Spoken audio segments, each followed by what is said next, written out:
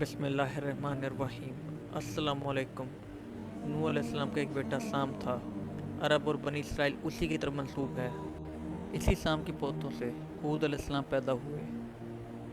हूद अलैहिस्सलाम की कौम को कौम आद और कौम इरम भी कहा जाता है, क्योंकि आद और इरम हूद अलैहिस्सलाम के अजदाद थे। कौम हूद अकाफ नामी एक बस्ती में आबाद थी, और ये बस्ती ओमान रेत के टीलों वाले इलाके में थी। अरबी में अकाफ रेत के किलों को कहते हैं, और ये इलाका समंदर के किनारे में वाक़ था। कौम आद के लोग अपने रहने के लिए खेमे पसंद करते थे। उनके खेमे बहुत मजबूत और पुख्ता होते थे।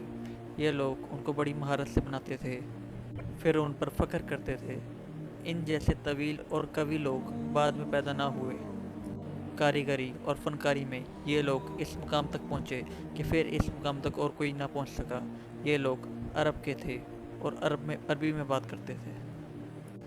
ये लोग अरब थे और अरबी में बात करते थे। हूद अलैहिस्सलाम भी अरबी थे।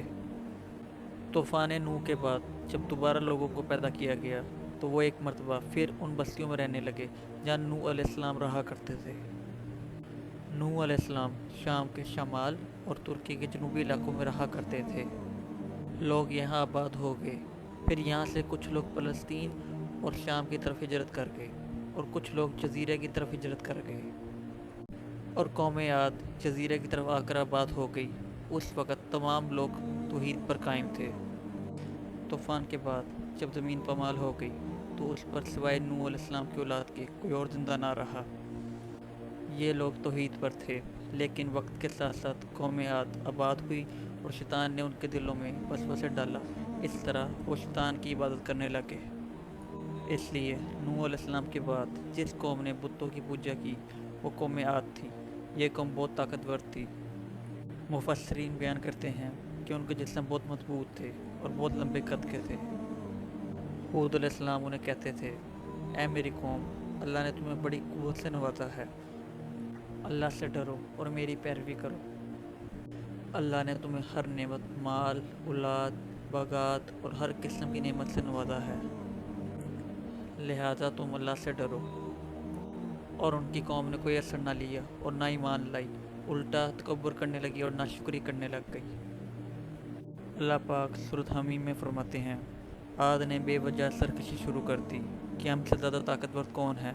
क्या उन्हें ये नज़र ना आया कि जिस अल्लाह ने उन्हें पैदा किया वो उनसे ज़्यादा ताकतवर है। ये लोग अपने कुफर में हद से ज़्यादा बढ़ गए। तब अल्लाह पाक ने हूद अलैहिस्सलाम को इनकी तरफ भेजा। हूद अलैहिस्सलाम ने उन्हें अल्लाह की तरफ बुलाया और कहा, ऐ मेरी कौम, अल्लाह की इबादत करो, उसके सिवा कोई माबूद नहीं है। क्या तुम डरते नहीं? कौम के काफिर सरदार कहने लगे, हम तो देखते हैं कि तू बेवकूफ़ी में है, हमें तो लगता है तू झूठा है, नाउज़ुबिल्लाह। इस पर हूद अलैहिस्सलाम ने फरमाया, मेरी कौम, मैं बेवकूफ़ नहीं हूँ, मैं तो अल्लाह की तरफ से भेजा गया हूँ। मैं अपने अल्लाह का पैगाम पहुँचा रहा हूँ, और मैं तुम्हारा दिली खैर ख्वाह हूँ। हूद अलैहिस्सलाम ने उन्हें अल्लाह की अजीम नेमतों के साथ उन्हें नसीहत की, लेकिन वो बदबख्त कुफर ही करते रहे। आखिर हूद अलैहिस्सलाम ने उन्हें कहा कि तुम जिस बुतों की पूजा कर रहे हो, तुमने खुद बनाए हैं, और अल्लाह पाक ने तुझकी कोई दलील नहीं दी। मेरी कौम के लोगों, मैं तुमसे इसका कोई उजर नहीं लूँगा, मेरा अजर तो मेरा अल्लाह ही देगा। लोगों, अल्लाह से अपने गुनाहों की माफ़ी मांगो और आइंदा गुनाहों से तौबा करो। हूद अलैहिस्सलाम मुसलसल उन्हें दावत देते रहे, लेकिन वो जालिम कौम नूह की तरह ही निकली, उनका मजाक उड़ाने लग गई और कहने लगे कि तू हमारे बुतों को बुरा कहता है, इसलिए उनकी मार तुम पर पड़ गई है। वो जालिम लोग क्योंकि आखिरत पर ईमान नहीं रखते थे और दुनिया में खुशहाली की ज़िंदगी बसर कर रहे थे। और उस कौम के सरदारों ने लोगों से कहा कि ये तुम जैसा खाता है, तुम जैसा पीता है, तुम अपने जैसे इंसान की इताअत क्यों करोगे भला? इसकी इताअत मत करना, वरना तुम बहुत खसारे में रह जाओगे। क्या ये तुम्हें इस बात से डराता है कि जब तुम मर जाओगे, हड्डियाँ बन जाओगे, फिर दोबारा ज़िंदा किए जाओगे? हरगिज़ नहीं, ये सब झूठ है। ये वो शख्स है जिसने अल्लाह का नाम लेकर झूठ बोला है। हम इसकी बात पे बिल्कुल यकीन नहीं करेंगे। फिर भी हूद अलैहिस्सलाम उन्हें दावत देते रहे। वो लोग बुतों की पूजा से ना हटे।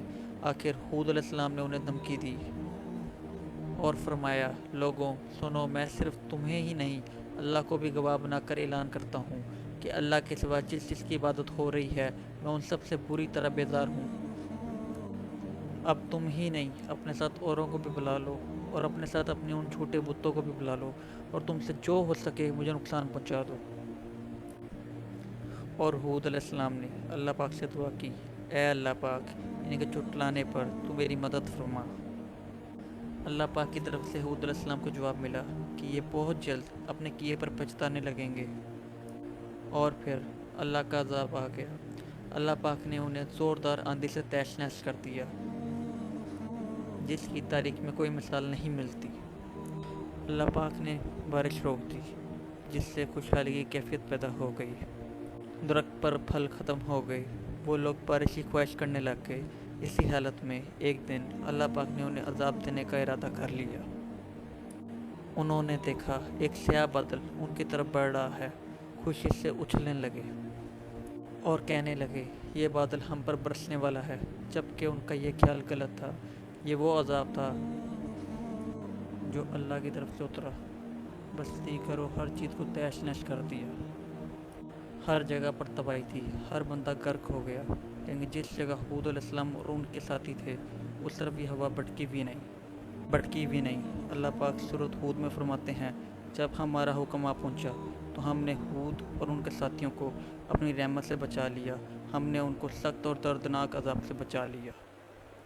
اگر آپ کو میری یہ ویڈیو اچھی لگی ہو تو میرے چینل کو سبسکرائب کریں، لائک کریں، شیئر کریں، کمنٹ کریں اور بیل آئیکن کو پریس کرنا مت بھولیے گا۔